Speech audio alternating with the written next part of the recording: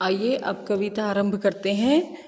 कविता में हमेशा पद्यांश होते हैं, यानी जो पैराग्राफ्स होते हैं उन्हें हम कहते हैं पद या पद्यांश। तो इस कविता में 4 पद्यांश हैं जिन्हें हम भागों के माध्यम से स्पष्ट करेंगे। ये पहला भाग है, यानी पहला पद्यांश है। तो पहले इसका वाचन करेंगे, उसके पश्चात इसकी व्याख्या करेंगे।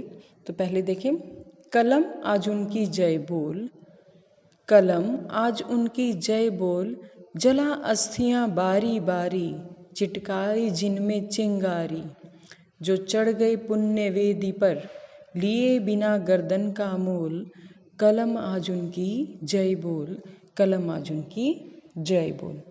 अब इस पूरे पद्यांश में कवि या राष्ट्र कवि रामधारी सिंह दिनकर, जो कि एक वीर रस के कवि हैं, जो हमेशा देशवासियों में एक आज़ादी को बनाए रखने की या आज़ादी प्राप्त करने की भावना को प्रेरित करते रहते हैं। तो यहाँ पर वे देश के स्वतंत्रता सेनानियों और सैनिकों को संबोधित करते हुए कह रहे हैं कि जला अस्थियां बारी बारी, कि जिन्होंने निस्वार्थ भाव से देश की स्वतंत्रता के लिए काम किया और हंसते हंसते देश के लिए अपने प्राणों की आहुति दे दी, यानी स्वयं का बलिदान कर दिया, चिटकाई जिनमें चिंगारी। कवि उन लोगों को नमन करते हैं जो चढ़ गए पुण्य वेदी पे, अर्थात जो बिना किसी मोल को मांगे अपने देश की बलि वेदी पर अपने प्राण न्यौछावर कर गए हैं। उन्होंने अपने प्राणों के बदले कुछ भी नहीं मांगा।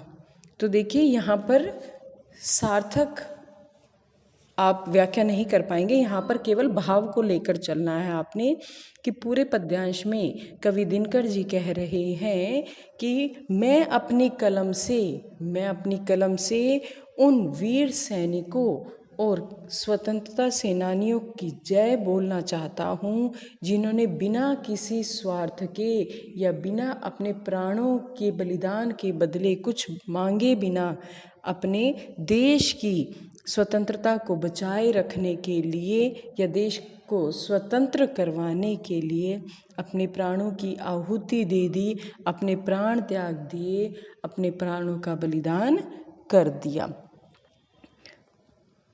अब देखिए, यहाँ पर शब्दों पर विशेष ध्यान दें। अस्थियां यानी हड्डियाँ, हड्डियों के संदर्भ में हम यहाँ प्राणों को भी ले सकते हैं। और पुण्य वेदी होता है बलिदान की वेदी, यानी अपने आप को जहाँ पर हम अपने प्राणों का बलिदान देते हैं।